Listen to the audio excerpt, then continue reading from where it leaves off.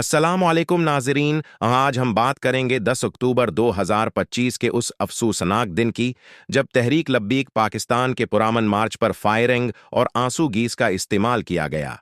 तहरीक लब्बीक ने उस दिन लाहौर से इस्लाम आबाद तक लब्बीक या अक्सी मार्च का ऐलान किया था, जिसका मकसद फ़िलिस्तीनी अवाम से यकजहती का इजहार था। मगर हुकूमत ने उस मार्च की इजाज़त देने से इनकार करते हुए लाहौर, मरीद के और गोजरानवाला के रास्ते बंद कर दिए। कंटेनर लगा दिए गए और पुलिस की भारी नफरी तैनात कर दी गई।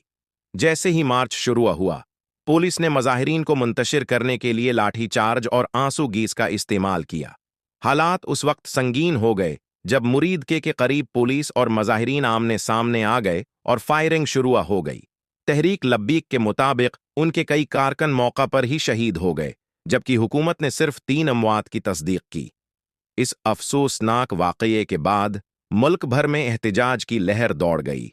दुकानें बंद हो गईं, सड़कें वीरान हो गईं और अवाम ने एक ही सवाल उठाया, क्या पुरअमन एहतिजाज करना अब जुर्म बन गया है?